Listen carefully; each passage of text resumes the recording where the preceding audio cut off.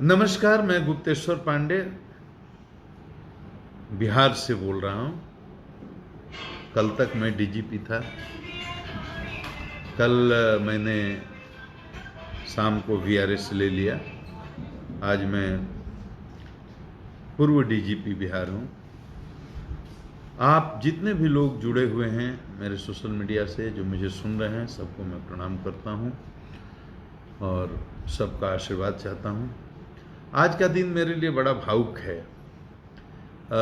जिस फोर्स के साथ, जिस बल के साथ, जिस सेवा में मैं था, लगभग 34 वर्षों तक उसमें काम किया और लाखों सिपाहियों, हवलदार, सब इंस्पेक्टर, इंस्पेक्टर और पुलिस पंक्ति के जितने ऊपर से नीचे पदाधिकारी हैं, उनसे मेरा बहुत ही नज़दीक का संबंध रहा। और उस पुलिस परिवार को छोड़ने की, उनसे बिछड़ने की जो पीड़ा है, वो मेरे मन में है।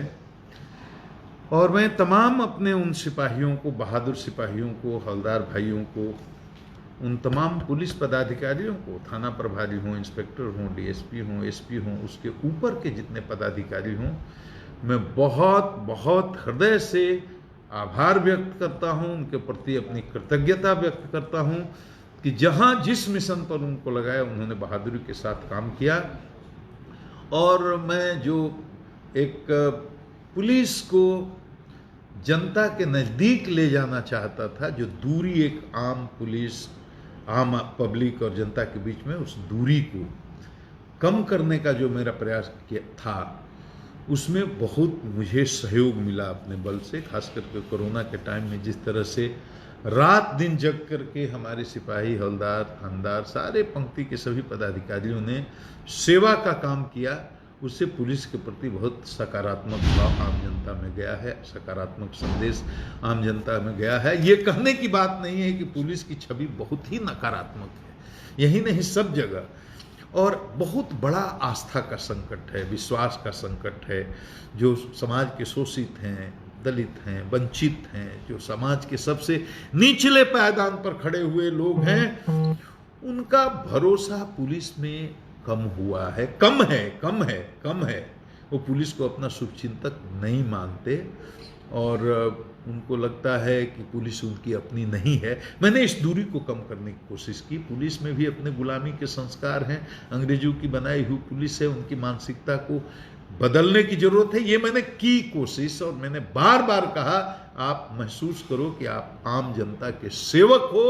और इसीलिए मैं कई जगह, हर प्लेटफॉर्म पर, और शुरू से, ये नहीं कि डीजी बनने के बाद, जहां एसपी रहा तो, डीआईजी रहा तो, आईजी रहा तो, मैं हमेशा पब्लिक प्लेटफॉर्म से बात बोलता रहा हूं कि हमारी नज़र में वही पुलिस कर्मी या पुलिस पदाधिकारी हीरो है जिससे गुंडे डरें, बदमाश डरें, कानून को तोड़ने वाले डरें, अपराधी वाले डरें, लेकिन आम जनता ना डरे। आम जनता जिसको प्यार करे, आम जनता जिसमें अपनी आस्था व्यक्त करे, आम जनता का जिस पर भरोसा हो, वो पुलिस पदाधिकारी मेरी नज़र में हीरो है।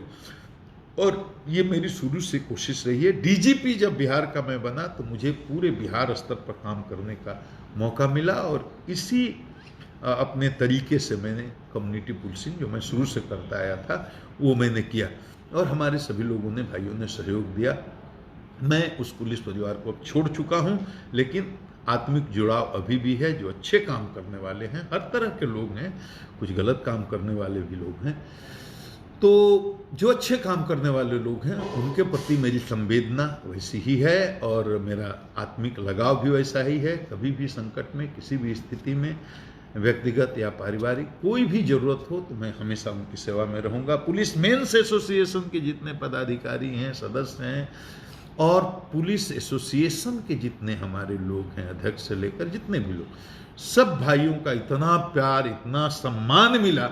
मुझे याद है कि किस तरह से पुलिस मेंस के एसोसिएशन के लोग पूरी तरह से वोकल होकर के मेरे पक्ष में उतरे थे जब मुझ पर किसी तरह के आरोप लगाए जा रहे थे। तो सारे पुलिस परिवार के लोग, चाहे पुलिस एसोसिएशन के हो, पुलिस मेंस एसोसिएशन, हमेशा हमारे हर लड़ाई में, हमारे हर संघर्ष में मेरे साथ खड़े रहे। उनको धन्यवाद देता हूं।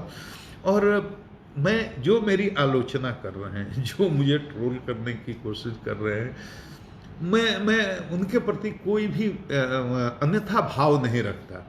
मेरा उनके प्रति भी मेरे मन में बहुत सम्मान है। शायद वो मुझे नहीं जानते हैं, और जानते हैं तो बहुत कम जानते हैं। टोटलिटी में अगर जानते तो वो समझते कि मैं किस तरह का आदमी हूँ। और जो लोग जानते हैं, बक्सर के लोगों को तो बताने की ज़रूरत नहीं है, बक्सर के भी बहुत लोग जुड़े हुए हैं, सुन रहे होंगे, वो तो जानते हैं। हमको देखा है किस तरह के परिवार से आता हूँ, गरीब किसान का बेटा हूँ, और वहाँ से किस तरह संघर्ष। गांव मेरा बक्सर से 20-22-23 किलोमीटर की दूरी पर एक पिछड़ा हुआ गांव। जब मैं वहाँ पैदा हुआ, बिजली नहीं थी, सड़क नहीं था, पानी नहीं था, और स्कूल नहीं, हॉस्पिटल नहीं, कुछ भी नहीं।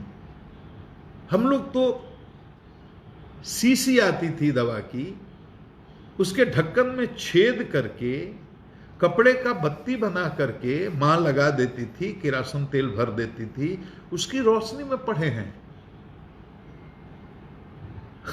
आश्चर्य होगा आज के नौजवानों को जान करके। स्कूल जाते थे हाफ पैंट और शॉर्ट्स नहीं जो आजकल फैशन वाला मिलता है, वो 2 रुपये 1.5 रुपये मीटर का कपड़ा जो गांव में बिकता था या पास के शहरों में बिकता था, उसका दर्जी ले आता था और नाड़ा बांधने वाला हाफ पैंट सी देता था, और बनियान पहन करके बिना जूता का बिना चप्पल का स्कूल जाते थे। हम भी केवल नहीं, हमारे साथ जितने लोग पढ़ते थे। स्कूल भी 7 साल के बाद, उम्र के बाद मैंने जाना शुरू किया, और गाँव से 1-1.5 किलोमीटर 2 किलोमीटर दूर, पैदल, सड़क भी नहीं थी, कोई auto rickshaw motor school bus, इसका तो कोई कॉन्सेप्ट ही नहीं था।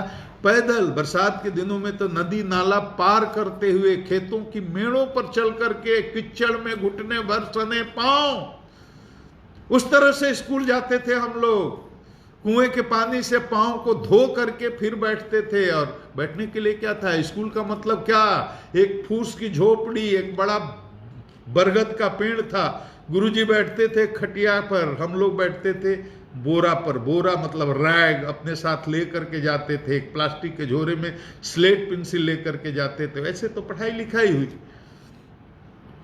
और 11+2+3 का वो सिस्टम था, 10+2+3 नहीं था। 11वीं क्लास को मैट्रिक बोला जाता था। तो बक्सर चले आए। बक्सर स्कूल में जब आए 8वीं के बाद, तो वहां स्कूल से 3 किलोमीटर दूर, मुझे आज भी याद है, एक कमरा 8 रुपये महीने पर ले करके, उस कमरे में कोई टॉयलेट अटैच नहीं। टॉयलेट करने के लिए सुबह शाम 2-3 किलोमीटर दूर जाना पड़ता था, लोटा में पानी ले करके। सोचिए कि सुबह में 2.5-3 किलोमीटर जाना शौच के लिए, और शाम को भी जाना, उतनी ही दूरी तय करके आना, और फिर वहां से 3 किलोमीटर स्कूल जाना पैदल, और वहां से लौट करके आना, फिर अपने हाथ से खाना बनाना स्टोव पर किरासन भर के। माड़ भात चोखा, रोटी तो बनाने भी नहीं आता था, वही माड़ भात चोखा सुबह, वही माड़ भात चोखा शाम, कभी कभी दाल। दाल बनाने में तो इतनी परेशानी होती थी कि हम लोग बनाते ही नहीं थे। माड़ भात चोखा, नमक, हरी मिर्च, ये खा खा करके मैं जवान हुआ हूं। यह ऐसे मेरी जिंदगी कटी है। और पटना कॉलेज में कैसे है तो कहानी है। हमारा ही एक मित्र, जिसके पिताजी यहां पटना में सचिवालय में क्लर्क थे, वो पटना जानता था, आता था, जाता था, रहता था। वो हमको ले आकर के पटना कॉलेज में एडमिशन करवा दिया। उसके पहले मैं बक्सर के बाहर क्या दुनिया है मुझे कुछ नहीं पता था। तो पहली बार तो 18, 19, 20 साल की उम्र में पटना आया, पटना कॉलेज में एडमिशन लिया, इंटर पास किया, संस्कृत से ग्रेजुएशन किया। ये बहुत कम लोग जानते होंगे मेरी एकेडमिक पृष्ठभूमि क्या है। संस्कृत में ग्रेजुएशन किया, संस्कृत ऑनर्स, और बीए करने के बाद गांव में चला गया। पिताजी अकेले थे, उन्होंने कहा आओ खेती कराओ। मेरे खानदान में नौकरी करने का तो कोई कॉन्सेप्ट ही नहीं था, और ये भी कम लोग जानते होंगे। बक्सर के लोगों को तो पता है, बक्सर के अभी हजारों लोग, कम से कम समझते लोग सुन रहे होंगे लाइव, वो तो जानते हैं। मेरे पिताजी अनपढ़, मेरी माँ अनपढ़, मेरे बाबा अनपढ़, मेरी दादी अनपढ़, मेरे परदादा अनपढ़, मेरी परदादी, 4 पीढ़ियों में, इससे ऊपर का तो अपनी पीढ़ी का कोई इतिहास भी नहीं जानता है। तो 4 पीढ़ियों का तो मैं जानता हूं कि कोई स्कूल गया ही नहीं, किसी की कोई औपचारिक फॉर्मल एजुकेशन हुआ ही नहीं। मैं पहला आदमी था जो स्कूल गया, जिसकी औपचारिक शिक्षा हुई। ऐसे अनपढ़ परिवार में मेरा जन्म हुआ था। पटना आया, बीए करने के बाद पिताजी ने कहा पढ़ने का क्या मतलब, अब खेती करो, और मैं खेती करने लगा। 4-6 महीने के बाद किसी आदमी ने सलाह दिया कि आपको आगे भी पढ़ाई करनी चाहिए, तो फिर आकर के एमए में एडमिशन ले लिया। और एमए में एडमिशन लिया तो किसी ने कहा कि नहीं सिविल सर्विस की भी तैयारी करनी चाहिए, तो सिविल सर्विस की तैयारी में भी लग गया। अब बीए पास करने तक मेरा ये अंडरस्टैंडिंग था कि मुझे नहीं मालूम था कि इस देश में कितने राज्य हैं, उनकी राजधानियां कहाँ हैं। ये मेरे जनरल नॉलेज का स्तर था। मैं सही सही बता रहा हूं। जब यूपीएससी की तैयारी में लगा, उसके बाद ये सब जानना जरूरी था, तो जाना, मेहनत किया। और 1 साल की मेहनत के बाद मेरा इंडियन रेवेन्यू सर्विस में हो गया, मैं ज्वाइन कर लिया। और ज्वाइन करने के बाद उसमें मेरा मन तो लगना नहीं था। मुझे तो मैथमेटिक्स और साइंस में कोई इंटरेस्ट नहीं था। तो 11वीं की परीक्षा में मैं तो स्कूल के इंटरनल एग्जामिनेशन में फेल हो गया था साइंस में। वो तो प्रिंसिपल साहब का धन्यवाद, अब दिवंगत हो चुके हैं, जिन्होंने मुझे ह्यूमैनिटीज से अपीयर होने की अनुमति दे दी, और मैं ह्यूमैनिटीज से किसी तरह से मैट्रिक पास करके पटना कॉलेज में आकर के एडमिशन ले लिया। तो आईआरएस में भी वही हुआ, अकाउंटेंसी पढ़नी थी, बुक कीपिंग पढ़नी थी, तो पार्ट 1 की परीक्षा में ही फेल हो गया। मुझे लगा कि इसमें कोई गुजारा नहीं होने वाला है, मेरा ये काम मुझसे होने वाला नहीं है। यूपीएससी फिर दिया था, आईपीएस में हो गया, तो मैं आईपीएस में हो गया, और मुझे बिहार काडर भी मिल गया। और कोठारी कमीशन के चलते उस समय 5 चांसेज मिले। मैं चाहता था और कई बार दे सकता था, लेकिन मैं बिहार छोड़कर जाना नहीं चाहता था। काडर सिस्टम में कोई इस बात की गारंटी नहीं थी कि आईएएस हो जाने के बाद मुझे बिहार मिलेगा। मैंने कभी कोशिश ही नहीं की, बिहार हुआ, मैं संतुष्ट हो गया। और राज्य का बंटवारा भी जब हुआ, झारखंड अलग हुआ, तो वहाँ के माननीय मुख्यमंत्री थे उस समय श्री बाबूलाल मरांडी जी, जो अभी भी हैं, बहुत सभ्य और बहुत ही शालीन व्यक्ति हैं, नेता हैं। वो माननीय मुख्यमंत्री थे। उन्होंने मुझे व्यक्ति, वो सुनेंगे और कहीं ना कहीं से मेरा ये वीडियो उनको तक भी पहुंचेगा, उन्होंने मुझे बुलाकर कहा, मैं सीनियर एसपी पटना रांची था, कि आप झारखंड रह जाइए। और मैंने हाथ जोड़कर क्षमा मांगी कि मैं बिहार की सेवा करना चाहता हूं। और उनकी इच्छा ना रहने के कारण भी, वहाँ रखने के कारण भी मैं वापस चला आया, मैं रुका नहीं, बिहार आ गया। इस तरह से मेरी बैकग्राउंड है। मेरे घर में तो कोई जज नहीं हुआ, कोई पॉलिटिशियन नहीं हुआ, कोई कलेक्टर क्या, कोई मास्टर ही नहीं हुआ। इस तरह से जमीन से उठ करके संघर्ष कर कर कर कर कर कर कर कर के यहां तक पहुंचा, बिहार प्रदेश का डीजीपी हुआ। इस बात को, मेरी बैकग्राउंड को लोग जो समझेंगे वही मुझे जज कर सकते हैं। ऐसे किसी को गाली दे देना, ट्रोल कर देना, या किसी उसके एक्शन से, एक स्टेटमेंट से उसके पूरे ओवरऑल पर्सनालिटी के बारे में कोई जजमेंट ले लेना, ये उचित नहीं है। इसलिए मैं बता रहा हूं, और जो बात बोल रहा हूं रिकॉर्ड पर बोल रहा हूं। मैं जानता हूं इसको लाखों नहीं करोड़ों लोग सुनेंगे, इसलिए ऑथेंटिक बात बोल रहा हूं कि कोई भी इस पर आकर के सर्वे कर सकते हैं, अनुसंधान कर सकते हैं, जांच कर सकते हैं कि इसमें एक बात भी मैं गलत बोल रहा हूं। सिविल सर्विस के लिए कभी कोई कोचिंग ना की, वो संभव नहीं था। और पटना विश्वविद्यालय में तो स्टूडेंट्स को फ्री कोचिंग कराया जाता था आईएएस के लिए। 100 रुपये केवल देना होता था एडमिशन के लिए। वो 100 रुपया भी मैंने नहीं दिया, वो भी मुझे महंगा लगता था। मैंने नहीं किया कोचिंग, मैंने नहीं ली कोई ट्यूशन। ये विद्यार्थियों के लिए मैं बोल रहा हूं कि अगर उनके अंदर हौसला है और संकल्प है, वो मेरे अंदर था। मैं जिद्दी बहुत था, हौसला बहुत था, संकल्प बहुत था, और मेरे अंदर यह दृढ़ विश्वास था कि मैं जो चाहूं सो कर सकता हूं। यही मेरी दृढ़ इच्छा शक्ति मेरी सफलता के पीछे मूल ताकत थी। और मैं आज भी कहता हूं विद्यार्थियों से जिनको कोई साधन नहीं हो, कोई सुविधा नहीं हो, उनको भी हताश निराश होने की जरूरत नहीं। अगर उनकी संकल्प शक्ति मजबूत है तो वो जो चाहे जीवन में हासिल कर सकते हैं, अपने लक्ष्य को हासिल कर सकते हैं। कोई सपोर्ट सिस्टम मेरा नहीं रहा, जीवन में नहीं रहा, और मैं इस जगह तक पहुंचा। इसमें मेरे माँ पिता के आशीर्वाद के अलावा और कोई सहयोग नहीं रहा। मेरे पिताजी और माताजी को मैं गाइड नहीं कर सकते थे, वो खुद ही बेचारे अनपढ़ थे, सीधे लोग थे, फकीर की तरह मेरे पिताजी रहते थे।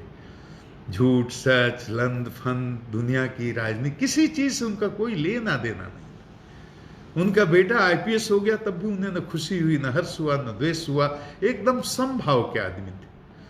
हमारे आईपीएस होने के 11 साल के बाद उनकी मृत्यु हुई, लेकिन गांव में रहते हुए, अब बगल में थाना रहते हुए, किसी थानेदार को देखा नहीं, किसी सिपाही को भी नहीं देखा। ऐसे थे वो, इतने सहज थे।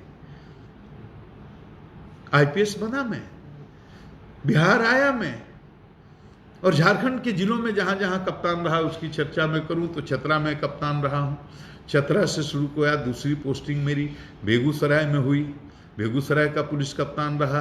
बेगूसराय के बाद बेगूसराय का, चतरा का क्या माहौल था? चतरा नक्सलियों का गढ़ था, नक्सलियों का गढ़ था, आज भी है, उग्रवादी वहां है। चतरा में मैंने गरीबी देखी। मैं समझता था कि मैं जिस इलाके से आता हूं वहां गरीबी है, मैं उसी को गरीबी समझता था। लेकिन चतरा में मैंने ये देखा कि वहां गरीब जो आदिवासी हैं, भूइयां हैं, गंजू हैं, जंगलों में रहते हैं, महीनों महीनों तो उन्हें महुआ उबाल करके खा करके जीना पड़ता है। मेरे हृदय को बड़ी पीड़ा होती है। मैंने पहली बार समझा कि गरीबी ऐसी भी होती है कि भी दोनों समय आदमी नहीं खा सकता है। अगर वो मैंने देखा नहीं होता तो मुझे यकीन नहीं होता कि गरीबी क्या होती है। एक एक कपड़ा धो धो करके लोग पहनते थे, महुआ चीजें गड़ गई लोगों के प्रति मेरे मन में, और गरीब लोगों के प्रति मेरे मन में संवेदना बढ़ गई। पुलिस से इतने डरते थे वो। वहां से मुझे बेगूसराय भेजा गया। बेगूसराय अपराध के मामले में शीर्ष स्थान पर बिहार में था। जितने बिहारी हैं इस बात को जानते हैं क्या हालत थी बेगूसराय की 90 के दशक में। इतने दुर्दांत अपराधी थे, बड़े बड़े, और जाने के 8 महीने के अंदर मुठभेड़ों में 40 लोग मारे गए। क्लीन मुठभेड़, कोई नहीं कह सकता कि कोई फर्जी मुठभेड़ थी, किसी को पकड़ करके मार दिया गया। हजारों लोगों ने सरेंडर किया, लाइन लगी रहती थी कोर्ट में सरेंडर करने के लिए, और जो एक बार जेल जाता था वो बेल करा करके बाहर निकलने की हिम्मत नहीं करता था। आप 93-94 का जो हमारे मित्र देखे, और 94 2 वर्ष जहां मैं एसपी रहा, उसका अपराध आंकड़ा का अध्ययन करें। मेरे जाने के 6 महीने के बाद कैसे हालात बिगड़े, बदले। रोड डकैती शून्य, पेट्रोल पंप लूट शून्य, हाउस डकैती शून्य, बैंक डकैती शून्य, फिरौती के लिए अपहरण शून्य। ये जादू नहीं था, यहां वहां के लोगों का कमाल था। मैं अपनी काबिलियत नहीं गिना रहा हूं, मैं तो कम्युनिटी पुलिसिंग की बात कर रहा हूं कि जाने के बाद 500 गांवों में मैंने नौजवानों को संगठित किया, और हमने बोला कैसा बेगूसराय चाहिए? क्या चोर, रंगदार और अपराधी केवल यहां रहेंगे, या आम आदमी को भी शांति से जीने का हक है? नौजवानों ने कहा नहीं, शांति चाहिए, आम आदमी को शांति चाहिए। हम अपराध की संस्कृति के खिलाफ हैं। हमने कहा खड़ा हो मेरे साथ, मेरा सहयोग करो, और नौजवान जागे, खड़े हुए, मेरे साथ सहयोग किया सूचनाओं से। उसका नतीजा हुआ कि 40 अपराधी मारे गए, हजारों ने सरेंडर किया, और अपराध का ग्राफ ड्रास्टिकली गिरा। आंकड़ा का अध्ययन करके आप देख सकते हैं। 2 साल से कुछ 2-4 महीने अधिक हुए थे, ये मध्य बिहार पूरा जल रहा था नक्सली हिंसा के चपेट में। चरमपंथी वामपंथी ताकतें भी आपस में लड़ रही थी। CPI-ML versus party unity versus CPI-ML, कहीं कहीं एमसीसी था। और फिर इनके विरोध में जो ताकतें खड़ी हुई थी लड़ने के लिए, उनसे जब लड़ाई होती थी तो ऐसा हो जाते थे। इस लड़ाई के दौरान में बड़े बड़े जनसंहार हुए, गया से लेकर जहानाबाद, औरंगाबाद, और जहानाबाद को तो लैंड ऑफ मसकर कहा ही जाता है। बाथे हुआ, सेनारी हुआ, मियाचक हुआ, गया में 12 हुआ। ये उन जनसंहारों की बात कर रहा हूं जिसमें 30-30, 40-40, 70, 74 आदमी एक एक घटना में मारे गए या कसाई की तरह काटे गए। मैंने देखा है, सब देखा है, अपनी आंख से देखा है। मैं कोई कहानी नहीं सुना रहा हूं, कोई किस्सा नहीं सुना रहा हूं, यह मेरा भोगा हुआ साहित्य है जिसको मैंने देखा है। बाथल में 74 लोगों की नृशंस हत्या हुई। मैं गया था, औरंगाबाद का एसपी था मैं, पूरा मुख्यालय से कम्युनिकेशन कट गया था, जहानाबाद से पुलिस मुख्यालय का। मुझे खबर हुई तो सबसे पहले मैं पहुंचा था। मैं औरंगाबाद से जाकर के रात में 2 बजे अकेले 2 बॉडीगार्ड के साथ। बुद्धू भी था मैं, इमोशनल आदमी बेवकूफ भी होता है। जहां इतना बड़ा नरसंहार हुआ हो, उस गांव में 2 बॉडीगार्ड के साथ 2 बजे रात को अकेला पहुंच गया मैं। ये कोई फिल्मी कहानी नहीं सुना रहा हूं आपको, ये सही बात सुना रहा हूं। लाशों को गिनना शुरू किया, 1 2 3 4 5 6 7 34। पागल हो गया मैं। औरतों की लाशें हैं, पुरुषों की लाशें हैं, हर उम्र के बच्चों की लाशें हैं, किशोरों की लाशें हैं, नौजवानों की लाशें हैं। मैंने खबर किया मुख्यालय को, बहुत बड़ी घटना हो गई है। 5 बजते बजते तो पूरी दुनिया पहुंच गई। हजारों सिपाही और अधिकारी और कई 100 प्रेस और मीडिया के लोग। दिन होने के बाद तो बड़े बड़े नेता भी पहुंचने लगे, लेकिन सबसे पहले मैं पहुंचा था। उस दौर को मैंने देखा है। बहुत पीड़ा होती थी कि ऐसा क्यों हो रहा है। सेनारी की घटना हुई, कसाई की तरह लोगों को काटा गया था। सही संख्या याद नहीं है, लेकिन 40। मैं सबसे पहले पहुंचाने वाला वहां था। मैं जहानाबाद का एसपी नहीं था, मैं औरंगाबाद का था। लेकिन औरंगाबाद का जिला प्रशासन, कोई नहीं वहां पहुंच सकता था। गांव में इतना विरोध था, प्रतिरोध था। मुझे कहा गया कि आप ही हैं, क्योंकि मैं जहानाबाद से औरंगाबाद गया था। सब लोग मुझे जानते थे। आप जाएंगे तो लाख लोग उठने देंगे। लोग नेताओं को खदेड़ रहे थे। पुलिस प्रशासन, जिला प्रशासन, कोई गांव में घुसने की हिम्मत नहीं कर रहा था। और मैं गया, लोगों ने मेरा सम्मान किया, मेरी बात रखी और लाश उठी। सबसे पहले मैं गया। वो दृश्य देख करके मेरे रोंगटे खड़े हो जाते हैं। आंखों से देखा है। और मेरे मन में एक पीड़ा उठी कि ये जातीय संघर्ष क्यों?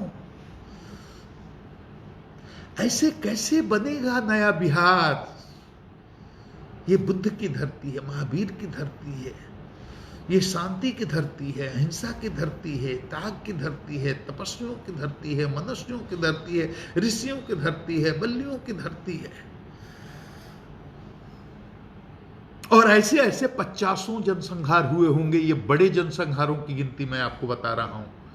कहीं 5 मारे गए, कहीं 7 मारे गए, कहीं 8 मारे गए, उसकी गिनती नहीं कर रहा हूं। वैसे 50 हुए। ऐसे माहौल में मुझे जहानाबाद भेजा गया था। इस तरह से जल रहा था पूरा। अय्यारा गांव जो आज अरवल जिला में पड़ता है, वो जहानाबाद का पार्ट था। एक बारात पार्टी पर 7 बजे शाम में हमला होता है, 13 लोग मारे जाते हैं। और मुझे उसी दिन औरंगाबाद से अकेला ट्रांसफर करके जहानाबाद, कहा जाता है 2 घंटे में पहुंचे जहानाबाद में। अब ये जो घटना हुई, इसकी प्रतिक्रिया में एक बड़ा जनसंहार हो सकता है। और मुझे 2 घंटे में दौड़ा करके जहानाबाद भेजा गया। 1 साल रहा, एक भी कोई जनसंहार नहीं हुई। गांव गांव में घूमता, दलितों के गांव में, शोषितों के गांव में, वंचितों के गांव में, सवर्णों के गांव में, दबंगों के गांव में, सबके चौपाल पर, सबके दरवाजे पर जाकर के हाथ जोड़ जोड़ करके पूरे जिले को गलबंद किया, हर गांव के लोगों को, हर जात के लोगों को। जहानाबाद से मुझे चुनाव लड़ना था क्या? बेगूसराय में 500-700 लोग गांवों में जाकर के शांति समिति नौजवान, वो अभी सक्रिय हैं हमारे लोग। बेगूसराय से उस समय हमको कोई चुनाव लड़ना था क्या? औरंगाबाद गया, 800 से अधिक गांव में मैंने, मुझे तो ठीक से गांव की संख्या याद नहीं है, लेकिन सदस्यों की संख्या 54,000 एक्टिव वर्कर्स बनाए शांति सह निगरानी समिति। कामेश्वर वैद्य जी हैं, उस समय वो 55 साल के रहे होंगे, अभी 24 साल पहले की बात बता रहा हूं, तो 75-80 के आसपास हो चुके हैं, अभी जिंदा है। 54,000 एक्टिव सदस्यों की सूची, रजिस्टर, नाम, पते, उनका फोटोग्राफ आज भी है, आप जा करके देख सकते हैं। औरंगाबाद से मुझे 23-24 साल पहले चुनाव लड़ना था। गांव गांव में जाकर के सभाएं करता था, एक एक गांव में, एक भी जनसंहार नहीं हुआ। जहां रहा हूं यही करते रहा। कम्युनिटी पुलिसिंग से मेरा इस तरह का रिश्ता रहा है, लोगों से जुड़ करके, क्यों मानता हूं पुलिस का काम है क्राइम कंट्रोल, विधि व्यवस्था का संधारण, और जब तक जनता का सहयोग नहीं होगा तब तक न अपराध नियंत्रण प्रभावकारी ढंग से होगा, न विधि व्यवस्था का संधारण। जब कभी बिहार में फसाद का माहौल हुआ, कहीं तनाव हुआ, कहीं भी किसी भी जिले में, चाहे वहां मैं एसपी रहा हूं या ना रहा हूं, मुझे ही सरकार क्यों उतारती है, भेजती थी। हेलीकॉप्टर से उतार दिया जाता था या गाड़ी से भेज दिया जाता था मुझे। मेरे साथ कोई कमांडो, अतिरिक्त बल कुछ भी नहीं भेजा जाता था, अकेला। सरकार कहती थी वहां एसपी हैं, कलेक्टर हैं, डीआईजी हैं, कमिश्नर हैं, आईजी हैं, सब कैंप कर रहे हैं, पर्याप्त संख्या में बल है, लेकिन सिचुएशन कंट्रोल नहीं है, दंगा हो जाएगा, हो रहा है, होने वाला है, आप जहां हैं वहां भागिए। तब जब मैं मेन स्ट्रीम में नहीं था, मैं डीजीबीएमपी हूं या बीएमपी में पोस्टेड हूं या स्पेशल ब्रांच में कहीं और, कहीं का और कहीं और, जो मेन स्ट्रीम की पुलिसिंग नहीं है वहां भी, फिर भी मुझे भेजा जाता।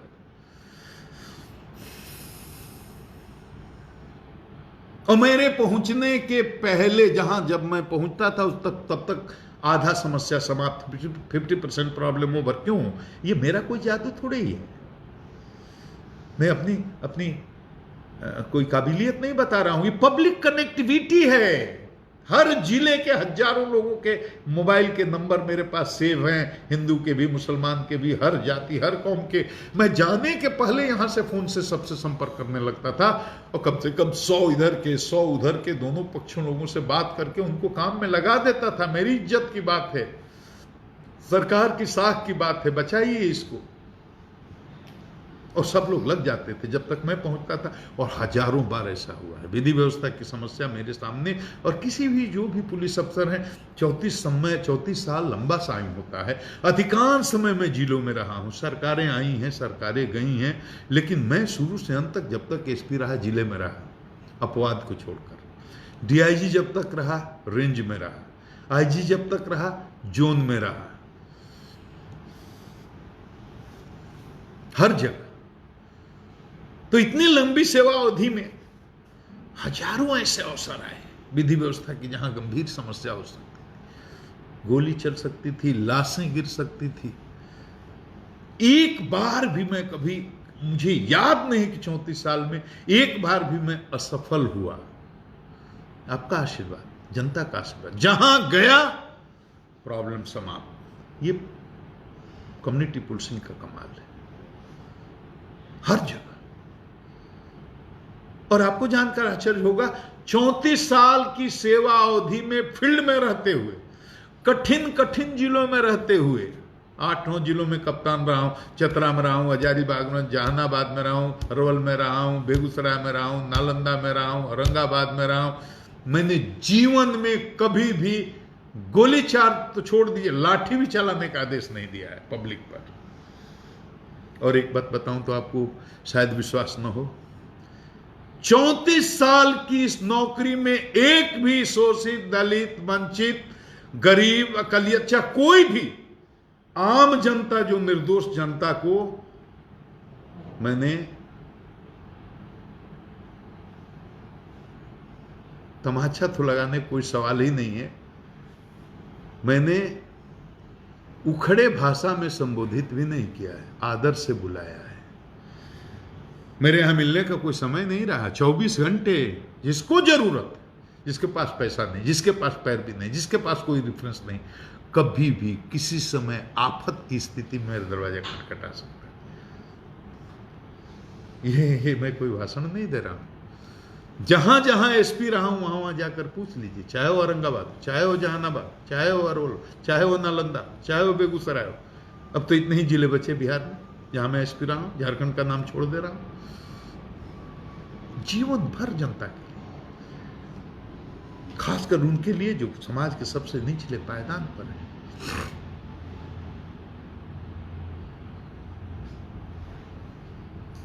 जनता से जुड़े रहना मेरे स्वभाव में शामिल है। डीजीपी बनने के बाद पहली बार पुलिस मुख्यालय का दरवाजा गरीबों गुरबों के लिए खुल गया। कोरोना शुरू में तो 2-3 महीने बहुत डिस्टर्ब किए, लेकिन एक बड़ा सा हॉल नीचे खोल दिया गया कि कोई भी रिक्शा वाला, ठेला वाला, जूता सीने वाला, गरीब हो, अमीर हो, कोई भी व्यक्ति, किसी जात का, किसी मजहब का, किसी धर्म का, सीधा बिना पैरवी के, बिना रेफरेंस के डीजी के दरवाजे पर ऑफिस में आ सकता है। सम्मान से उसको बैठाया जाए। एक भी आदमी नहीं कह सकता है कि डीजी साहब के यहां जनता दरबार में गए, हमको भगा दिया गया, हमारी बात नहीं सुनी गई। यह कह सकता है कि हमारा काम नहीं हो पाया, यह नहीं कह सकता कि भगा दिया गया। कोरोना में जबकि मिलना मना है, उसमें भी 150 आदमी आ जाते थे। कल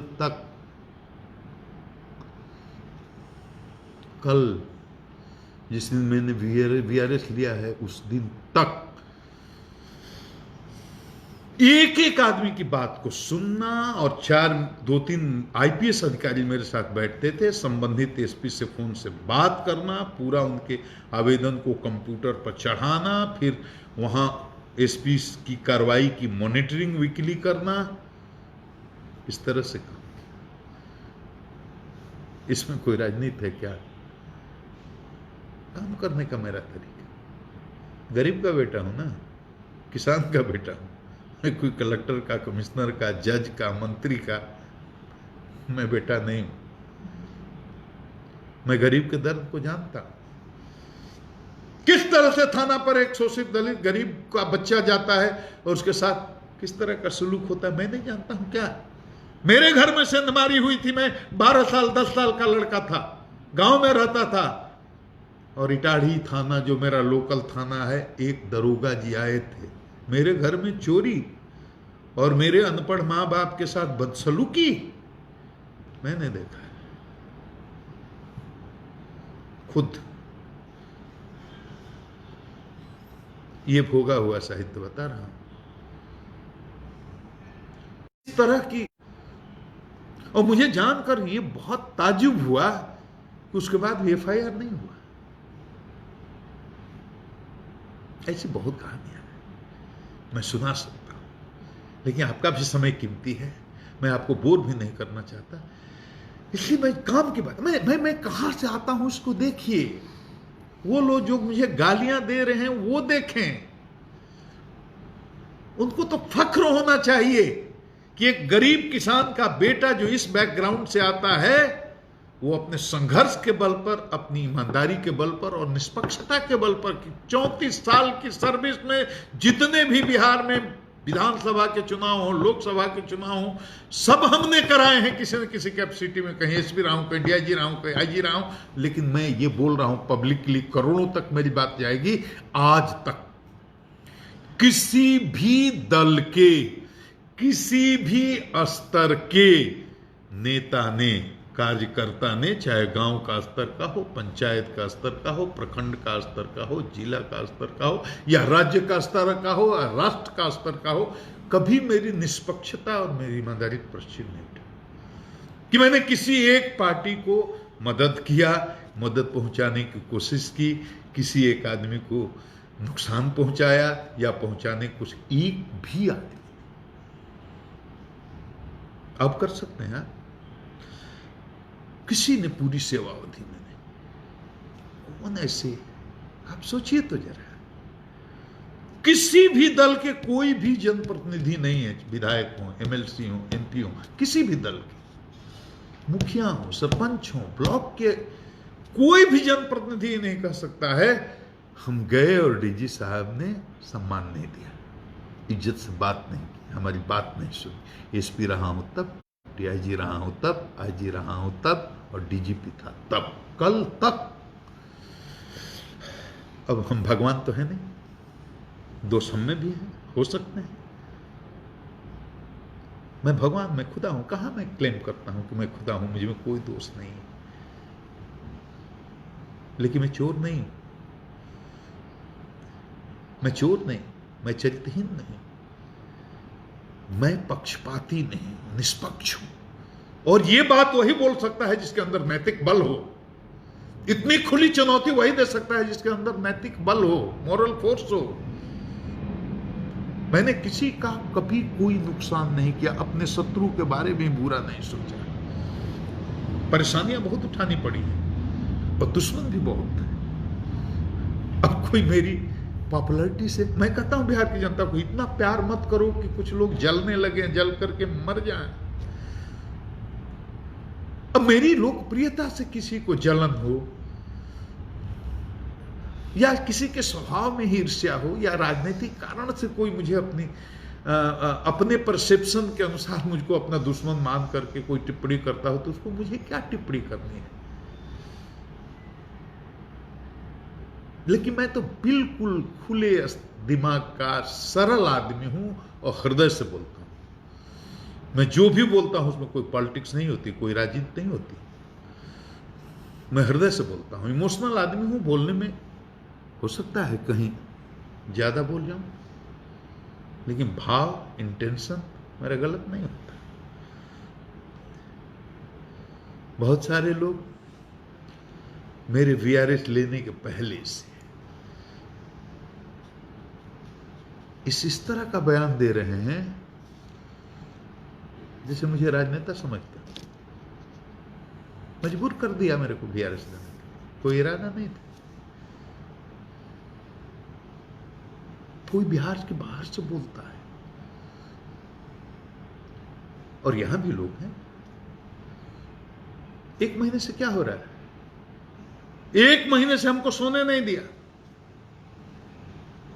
500 से 1000 कॉल्स, हमको 5200 5400 व्हाट्सएप पर मैसेजेज आते हैं। कोई आदमी देख सकता है, बताओ। और 1000 कॉल आएगा तो कोई आदमी बात कर सकता है। 1-1 30-30 सेकेंड भी बात करना संभव है क्या? कैसे करेगा? कैसे करेगा? आज इस्तीफा दे रहे हैं, कल इस्तीफा दे रहे हैं, आज दे देंगे, कल दे देंगे, चुनाव लड़ जाएंगे, चुनाव लड़ेंगे। 1 महीना तो एक महीना पहले ने तो एक भाई ने पोर्टल पर चला दिया, इस्तीफा दे दिया। तो मैंने लिखा कि भाई इस पत्रकारिता को आप क्या कहिएगा। लेकिन रोज पोर्टल में कहीं ना कहीं से, और अच्छे अच्छे लोग भी, बड़े बड़े पत्रकार भी फोन करके कब दे रहे हैं, कब राजनीति ज्वाइन कर रहे हैं। और इतना हंगामा मचा दिया कि पूरा पब्लिक परसेप्शन ऐसे हो गया जैसे मैं राजनीति में जाने वाला हूं और मैं इस्तीफा आज या कल देने वाला हूं। और उसको लेकर के राजनीतिक लोगों को भी चिंता होने लगी, और राजनीति से प्रेरित कमेंट्स भी आने लगे। अभी बिहार में चुनाव का माहौल है, किसी दिन आचार संहिता लागू होगी, आज भी हो सकती है, कल तो हो नहीं जानी चाहिए, परसों तक नहीं हो जानी चाहिए, ऐसा अनुमान है। काम तो मुझे बिहार सरकार का अधीन अब करना नहीं है। आचार संहिता लग जाती तो वो तो करना है भारत के चुनाव आयोग के अधीन। इस तरह का आप न्यूज चलाएंगे, इस तरह का आप पोर्टल करेंगे, पोर्टल पर न्यूज चलाएंगे और इस तरह का माहौल आप बना देंगे, तो भारत का निर्वाचन आयोग भी मेरी निष्पक्षता पर डाउट करने लगेगा। आप ऐसे करते हैं जैसे हम किसी सरकार के लिए काम कर रहे हैं, किसी पार्टी के लिए। दल आज तक नहीं किया, जो 34 साल तक नहीं किया, उसका कैरेक्टर ही नहीं है। उसको कैरियर के लास्ट 3-4 महीने में वो चाहेगा कि हम कलंक लग जाए, दाग लग जाए। मुझे पता है मेरे खिलाफ शिकायतें भी होने लगी। इतना विवाद में रह करके मैं कैसे चुनाव संपन्न करूं? मेरा हर सही और निष्पक्ष कदम भी शक की नजर से देखा जाता है।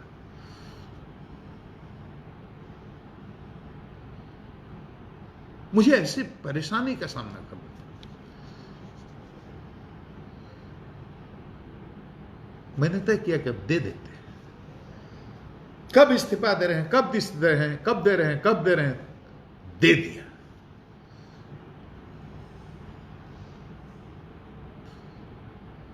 अब चुनाव लड़ेंगे, चुनाव लड़ेंगे। हम एक बात करते हैं, जीवन भर तो तपस्या किया है, जनता के लिए किया। मैंने कोई चुनाव की भी घोषणा तो नहीं की है, कोई पार्टी ज्वाइन करने की घोषणा नहीं की है, इस्तीफा तो दे दिया। चुनाव लड़ना कोई पाप है? अगर कोई भी आरएस लेकर के मैं पहली बार ऐसा कर रहा हूं क्या, या करूंगा क्या? ये कोई पाप है? ये गैर कानूनी है। ये अनकॉन्स्टिट्यूशनल है, असंवैधानिक है क्या, अनैतिक है क्या?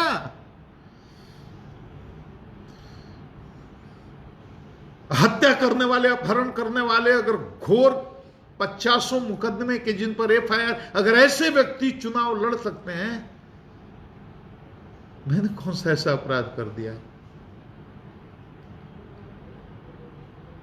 मैंने कौन सा ऐसा अपराध? एक गरीब किसान का बेटा नहीं लड़ सकता क्या चुनाव, जिसका 34 साल का की सेवा बेदाग रही है, कैरियर?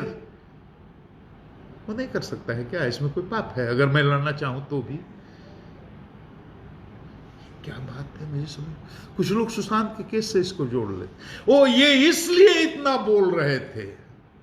देखिए, कुछ महान महान लोग ट्वीट कर रहे हैं और बयान दे रहे हैं। ये इसलिए इतना बोल रहे थे कि इनको तो चुनाव लड़ना था। अरे बिहार में जो लोग हमको जानते, बिहार के बाहर वाले बोले तो बात लो, मुझे चुनाव लड़ने के लिए उतना बोलने की जरूरत नहीं थी। बिहार के लोग मुझे बहुत प्यार करते हैं, क्योंकि मैं कभी डीजीपी जैसा रहा नहीं। मैं तो सबके भाई बनकर, बेटा बनकर, उनका सेवक बनकर, मैं तो जनता का डीजीपी हूं। वो आ करके देखे तब ना।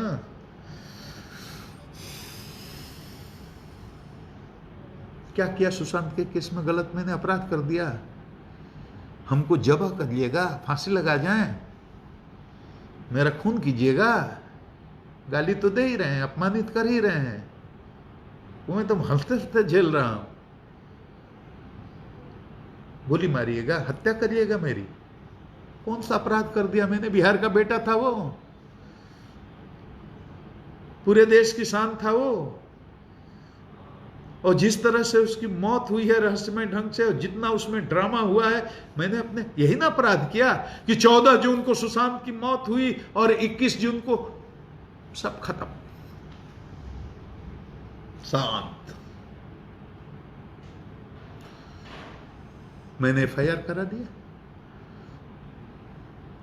उसका 74 साल बूढ़ा, बीमार, लाचार बाप अगर आकर के कहता है कि हमको शक है कि इस बेटे की मौत जो हुई है मेरी, उसमें कोई न कोई ये लोग किसी न किसी तरह से जिम्मेदार हैं,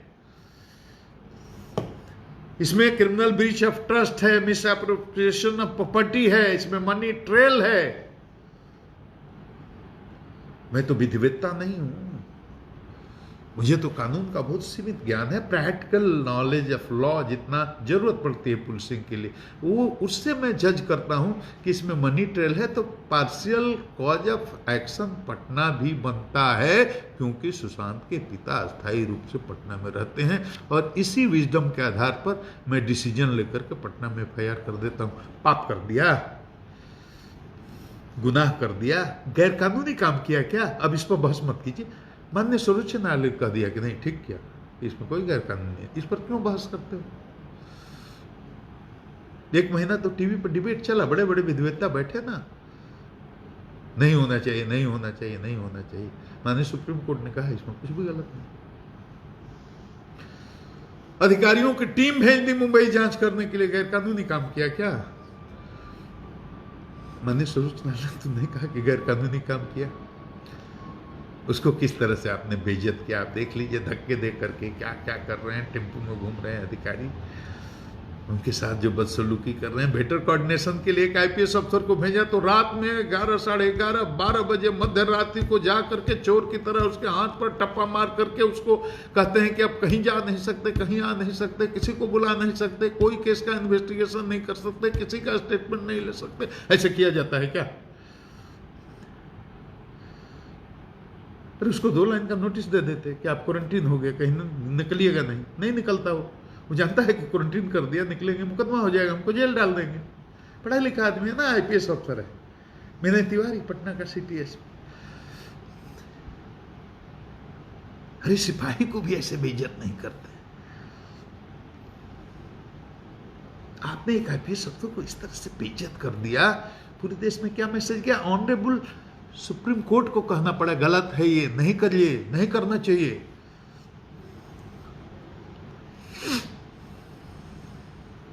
उसके बाद मैंने मोर्चा खोला।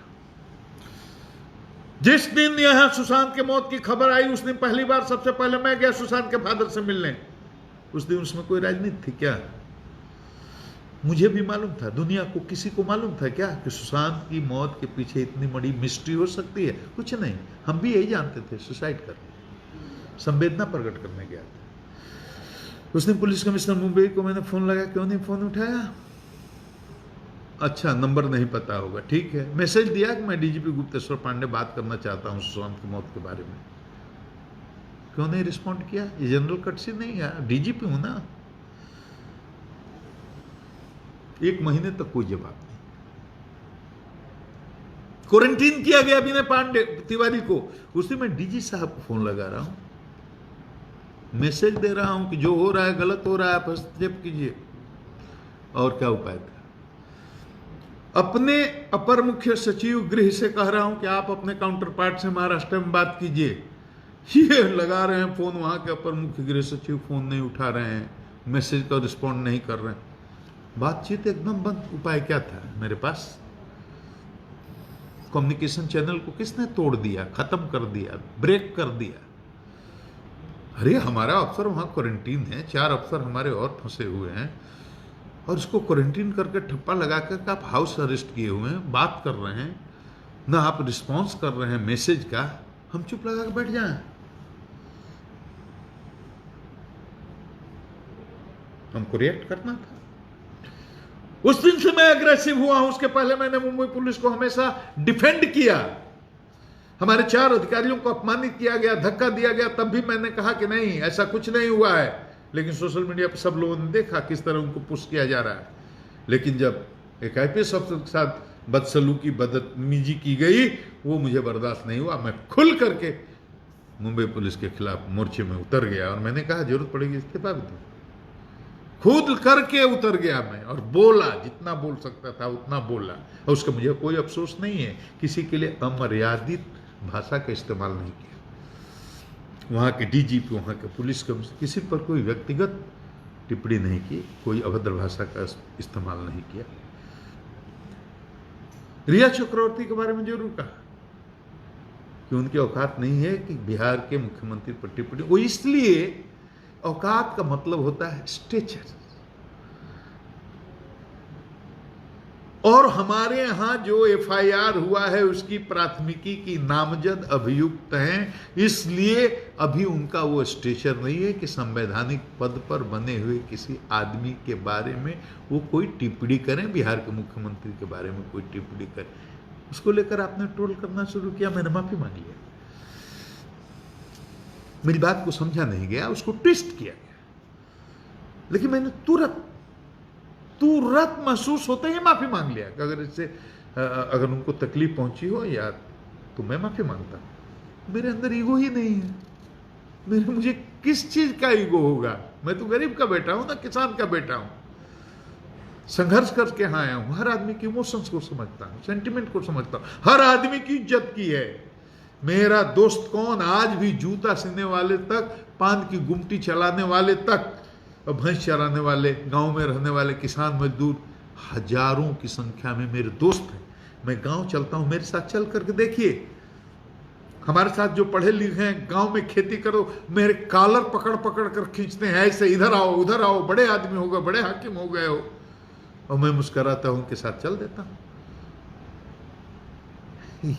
अहंकार दूसरे को होगा, मेरे को तो कुछ नहीं। मेरी कमाई, मेरी विनम्रता ही जमीन का आदमी हूं, संघर्ष से आगे बढ़ा, सोने का चम्मच लेकर पैदा नहीं हुआ था। मेरे वीआरएस को सुशांत के केस से क्यों जोड़ करके देखते? मुझे वीआरएस लेना होता, सुशांत का केस नहीं होता, नहीं ले लेता। आपने ऐसा माहौल बना दिया कि मेरे को निष्पक्ष रहने नहीं दिया, मुझे विवाद में डाल दिया आपने। और बिहार में चुनाव है, चुनाव का माहौल है, आप मुझे कभी इस पार्टी से जोड़ दे रहे हैं, कभी उस पार्टी से जोड़ दे रहे हैं। मुझे पार्टी का आपने खुद ही बना दिया प्रवक्ता, मुझे आपने पार्टी का कार्यकर्ता मान लिया, बना दिया। कैसे निष्पक्ष?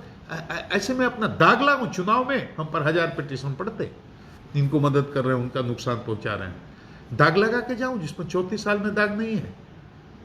छोड़ने के अलावा उपाय क्या था? छोड़ दिया, तो अब मेरे पास उपाय क्या है ये बताइए। मैं कोई पार्टी में ज्वाइन कर लूं और मैं एक चुनाव लड़ जाऊं और अपनी पसंद की पार्टी ज्वाइन कर लूं, चुनाव लड़ जाऊं, तो ये आप तय करिए कि अनैतिक है, गैरकानूनी है, या अपराध है, या पाप है। आप क्या चाहते हैं? मैं मर जाऊं, हार जाऊं, थक जाऊं, आपके गाली देने से डर जाऊं, चूहे की बिल में घुस जाऊं, आपके ट्रोल करने के डर से? और उन करोड़ों लोगों का क्या होगा जो मुझसे इमोशनली जुड़े हैं, जो इस गरीब किसान के बेटे को प्यार करते हैं, जो मेरी ताकत है? उनके सेंटिमेंट को हमको नहीं देखना चाहिए। अरे हताशा और फ्रस्ट्रेशन में मैं डर करके बैठने वाला थोड़ी ही आदमी हूं। मैं जनता की सेवा में रहा हूं और जनता की सेवा में रहूंगा। और सुन लीजिए, अगर मौका मिला तो मैं चुनाव लड़ने का भी निर्णय लूंगा, क्योंकि मैं मानता हूं कि मैं एक स्वतंत्र नागरिक हूं। अब नौकरी में था तो मेरी सीमाएं थी, मर्यादाएं थी, लेकिन मैं स्वतंत्र नागरिक हूं और मुझे अगर मौका मिलेगा तो मैं चुनाव में भी आऊंगा। और इसलिए आऊंगा, पैसा कमाना रहता तो डीजीपी रहते हुए चोरी करके पैसा कमाना है हमको, और नाम और शोहरत की जरूरत है कि राजनीति में जाने से मुझे अच्छा नाम और शोहरत मिले। नहीं, सेवा का बहुत बड़ा प्लेटफॉर्म मैं मानता हूं राजनीति को, और मैं आ गया तो मैं बता दूंगा कि सेवक को कैसा होना चाहिए। गरीब, शोषित, दलित, वंचित, बड़े अमीर, हर जात हर वर्ग के लोगों के विश्वास को कैसे जीता जाता है, ये प्रयोग तो मैंने 34 साल की है, गरीबों का दिल जीत करके। मैं ये दिखाऊंगा और पूरी दुनिया आकर के देखेगी कि सेवक क्या होता है। मेरा मनोबल गिराने की कोशिश कर रहे हैं, मुझे डिमोरलाइज करने की कोशिश कर रहे हैं कि सुशांत का केस के पीछे राजनीति, कोई राजनीति नहीं थी। अरे आप सोचिए, सुशांत आपका बेटा होता तो क्या करते आप? मैंने माना कि वो मेरा बेटा है, इसीलिए इतना बोला। आपका बेटा अगर ऐसे झूल जाए, मौत हो जाए उसकी, आपको कैसा लगेगा? और सुशांत को जस्टिस दिलाने के ही लिए मैंने केस किया ना, उसी के लिए मैंने टीम भेजी ना, उसी के लिए केस को सीबीआई को रिफर करवाया ना बिहार सरकार से। सब जो जो मैंने किया उसको माननीय सुप्रीम कोर्ट ने माना, अपहोल्ड किया, कहा कि इसमें आपको कोई बात करने की जरूरत ही नहीं है। सुप्रीम कोर्ट ही कह देता केस करना गलत था, टीम भेजना गलत था, सीबीआई को रिफर करना गलत था। जिस बात को माननीय सुप्रीम कोर्ट आपको कहा कि आपने गलत किया कि क्वारंटीन किया, राजनीति तो आप लोग कर रहे हैं ना कि मेरे वीआरएस को जोड़ दे रहे हैं सुशांत के केस से। आपको पता नहीं है बिहार की जनता मुझे कितना प्यार करती है। 2, 4, 100, 50, 1000, 500 तो इतनी बड़ी आबादी है, तो गाली देने वाले यहां भी रहेंगे, वहां भी रहेंगे। मैंने 60 साल की उम्र में और 34 साल की सेवा में एक भी गलत काम नहीं, किसी का दिल नहीं दुखाया। गरीब से गरीब, कमजोर से कमजोर आदमी को अपने पास आने से रोका नहीं है, उसके दरवाजे तक भी गया। एक महादलित की बच्ची को मैंने कन्यादान दिया आज से 8 साल पहले अपने घर में। मैंने और मेरी पत्नी ने बेटी की शादी की अपने घर में, माणो मंडप बना करके अपने घर में। ब्राह्मण हूं मैं, ब्राह्मण के घर में मंडप डाल करके महादलित की बच्ची को कन्यादान दिया, गरीब बच्ची को। उसके बाप का नाम है रामनाथ राम, जिला बक्सर, मेरे ही गांव के बगल का है। पड़ताल करिए, जांच कीजिए, शोध कीजिए कि मुझे बोल रहा हूं गलत बोल रहा हूं सही बोल रहा हूं। वो भाई आदमी जिंदा है, बच्ची भी है, उसके बाप भी हैं, उसकी मां भी है। मेरे घर में मंडप बना और हम लोगों ने उसकी शादी की। उस समय कौन चुनाव था और कौन राजनीति थी। बाढ़ में एसपी था, 10 साल तक एक दलित बच्चे ने मुझे खाना बना कर खिलाया, बेटी की तरह रखा उसको। बाद में उसकी नौकरी कहीं लग गई, चला गया। 30 साल पहले कौन चुनाव लड़ना था, कौन राजनीति थी। मेरा स्वभाव है, आप बात समझिए, समझने की कोशिश कीजिए। गरीबों के बीच से आया हूं, उनके संघर्ष को देखा है, खुद उस जीवन को झेला है। मुझे क्यों विवाद में डालते, मुझसे क्यों थ्रेटन भी फेल करते? मैं किसी के लिए चुनौती नहीं हूं, मैं तो केवल जनता की सेवा करना चाहता हूं। बिहार में क्या क्या काम किया गिनाऊंगा, बहुत लंबा हो जाएगा, आप कहेंगे अपनी तारीफ कर रहे हैं। लेकिन विधि व्यवस्था अपराध पर जो लोग टिप्पणी करते हैं और न्यूज बनाते हैं, उनको जानना चाहिए आज की तिथि में बिहार के अंदर एक भी संगठित गिरोह सक्रिय नहीं है। फिरौती के लिए अपहरण लगभग शून्य है। 2-4 इक्का दुक्का घटनाएं होती हैं, तुरंत पकड़ लिए जाते हैं। कोई बड़ा गिरोह सक्रिय नहीं है। फिरौती की अपहरण की घटनाएं तो बिहार में बहुत आम थी। स्टे इंसिडेंट होते हैं, लूट की घटनाएं होती हैं, डकैती की घटनाएं होती हैं, चोरी की घटनाएं होती हैं, गिरवेदन की घटनाएं होती हैं। ऑर्गेनाइज्ड गैंग ऑफ क्रिमिनल्स यहां नहीं है। और बिहार में जैसे बटा हुआ था इलाका, इस दादे का ये इलाका, इस दादे का ये इलाका, और जिस तरह गाड़ियों में लोग राइफल और बंदूक खिड़कियों से निकाल करके और 20-20, 25-25 गाड़ियों के काफिलों में रंगदार लोग चलते थे, वो माहौल बिहार में तो नहीं है। और विधि व्यवस्था की आप बात करेंगे, सुना कहीं बिहार में कोई सांप्रदायिक दंगा हुआ कहीं? और एक से एक कठिन परिस्थितियां भी आई, बहुत राज्यों में तनाव के माहौल भी हुए, चाहे वो आर्टिकल 370 और 35 का मामला हो, राम जन्मभूमि का फैसला हो, सीएए हो, एनआरसी का मामला हो। बिहार अपनी धुरी पर खड़ा रहा। आपने देखा कोई लॉ एंड ऑर्डर की समस्या हुई कहीं? कहीं गाड़ी जलाई गई, कहीं गोली चली, कहीं लाश गिरी, कहीं विधि व्यवस्था की समस्या हुई? सारे बिहारी इस मामले में धन्यवाद के पात्र हैं पूरी बिहार की 12 करोड़ जनता, जिसने बिहार में पूरी तरह से हर स्थिति परिस्थिति में शांति बनाए रखा। ये बिहार का लॉ एंड ऑर्डर का होली बीता, दिवाली बीता, रामनवमी बीती, ईद बीती, मुहर्रम बीता, दशहरा बीता। आपने सुना बिहार में कहीं कोई सांप्रदायिक उन्माद पैदा हुआ, कहीं कोई फसाद हुआ? अब किसी भी व्यवस्था चाहिए। और जिस राम राज्य की आपकी परिकल्पना है शायद वैसा ना हो। ये सब जनता के सहयोग से हुआ है। मेहनत किया है मैंने, रात दिन मेरे टीम के साथियों ने मेहनत किया है। थानेदार से लेकर सिपाहियों से लेकर आईपीएस ऑफिसर तक सब लोगों ने मेहनत किया है। और इसमें सरकार का, बिहार के मुख्यमंत्री नीतीश कुमार का भरपूर सहयोग रहा है, क्योंकि पुलिस काम में कभी हस्तक्षेप नहीं करती। इसको भी अब राजनीतिक बयान मत मान लीजिएगा। आप उनके विरोधियों से भी पूछिए कि पुलिस को काम करने की पूरी स्वतंत्रता है। किसी चोर, गुंडा, अपराधी की कोई भी पैरवी करने की हिम्मत नहीं करता बिहार में, तो वह दृढ़ राजनीतिक इच्छा शक्ति के कारण है, गुप्तेश्वर पांडे के कारण नहीं है। तो इस अच्छे काम के लिए उनको धन्यवाद दे दूंगा। ये भी पॉलिटिकल हो जाएगा, लेकिन ये सच है। पुलिस के काम में कभी वो हस्तक्षेप नहीं करते, और इसीलिए बिहार में अपराध कहीं भी हो, कोई भी हो, लेकिन हर आदमी को इसके बात का डर है कि पुलिस जिसकी गर्दन पर हाथ रखना चाहेगी वो रख देगी और कोई बचा नहीं सकता। ये माहौल एक कम बड़ी बात समझते हैं क्या? अब दूसरे किस राज्य की पुलिस को इतनी आजादी है मुझे नहीं मालूम, लेकिन बिहार में यह है। अच्छा चीज को तो आप एक्सेप्ट करिएगा। आऊंगा, हो सकता है कि मैं आऊं। इस्तीफा दे दिया ना, मेरी औकात बताया ना, किस परिवार से आता हूं, किस तरह से झोरा बोरा लेकर के जा, वही झोरा बोरा मेरी औकात है।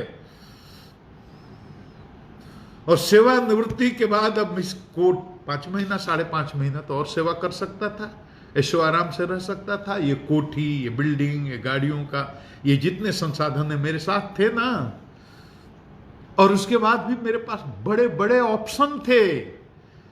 मैं किसी भी कॉन्स्टिट्यूशनल संवैधानिक पोस्ट पर 3 साल के लिए, 5 साल के लिए बैठ सकता था, बैठ सकता हूं। किसी भी कारपोरेट में ज्वाइन कर सकता था, कर सकता हूं। मुझे सालाना 2-2 करोड़ रुपए के पैकेज के ऑफर्स हैं। नहीं करूंगा। न किसी संवैधानिक पद पर बैठूंगा, न किसी कारपोरेट की नौकरी करूंगा। मेरी औकात वही झोरा बोरा की थी, और ये बक्सर की माटी कसम खा करके, सौगंध खाकर कहता हूं, उसी बक्सर से वही झोरा बोरा लेकर के मैं आया था पटना। अब पटना से वही रिटायरमेंट लेकर के, वही झोरा बोरा लेकर के वापस अपनी मां की गोद में, बक्सर की धरती की गोद में जाऊंगा, और मेरी औकात उतनी ही है। बक्सर का, बिहार का नाम कहीं काला नहीं किया। बक्सर के और बिहार के लोग कह सकते हैं कि जब तक रहा, शान से रहा, रुतबे से रहा, और इसी स्टाइल में पूरी जिंदगी भर नौकरी किया। अब जो नहीं जानते, जो पहली बार सोशल मीडिया के थ्रू हमको सुन रहे हैं, टीवी पर सुन रहे हैं, उनको लग रहा है अरे डीजीपी इतना कैसे बोलता है। ऐसे ही बोलते हुए नौकरी किया हूं मैं। 34 वर्ष तक सार्वजनिक मंच से मैं पुलिस की भी निंदा करता रहा हूं। गरीबों पर शोषण मत करो, जुल्म करो, अत्याचार मत करो, गरीबों की बात सुनो, ऐसे ही बोलता रहा हूं। बिहार के लोग तो जानते हैं इस बात। वही झोरा बोरा की औकात है, वही झोरा बोरा लेकर के बक्सर अब जाऊंगा। मुझे नहीं फैसला लेना मैं अब क्या करूंगा, ये बक्सर के लोग तय करेंगे। फैसला उनको लेना है। उनका बेटा हूं, उनका बच्चा हूं, उसी मिट्टी से पैदा हुआ हूं।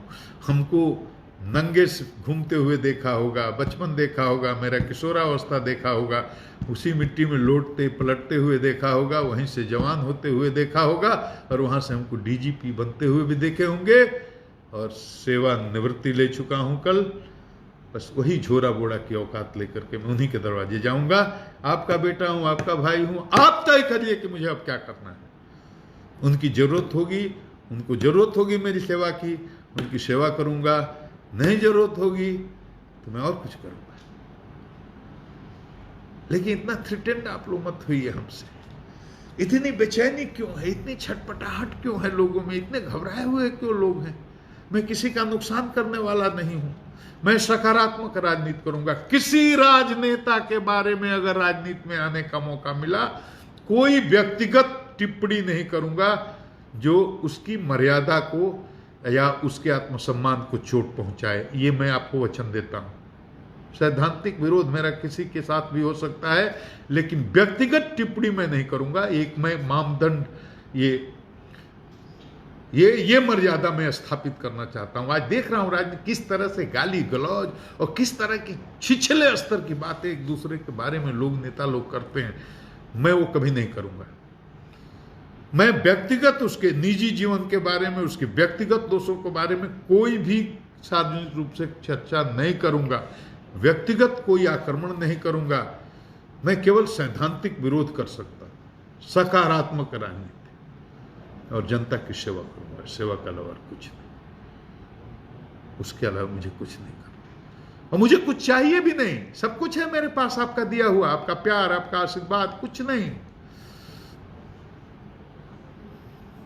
और जो नहीं जानते हैं सुन लें, बिहार के बाहर वाले और बिहार के अंदर भी जो भाई नहीं जानते हुए हैं, कैसे 14 साल की आयु में मेरा बाल विवाह हुआ था। जब शादी की मतलब मैं नहीं जानता था। मेरी शादी को 47 साल, अब 50 साल होने जा रहे हैं। 50 साल हो जाएंगे कुछ दिनों के बाद, 47 साल हो गए। 14 साल की उम्र में शादी हुई थी मेरी। पूरी पढ़ाई 14 साल में मैंने मैट्रिक नहीं पास किया था, 8वीं क्लास में मेरी शादी हुई थी। और पूरी पढ़ाई 8वें से 9वें 10वें 11वें पूरा जानिए मेरे बारे में, कुछ छुपाने को नहीं है।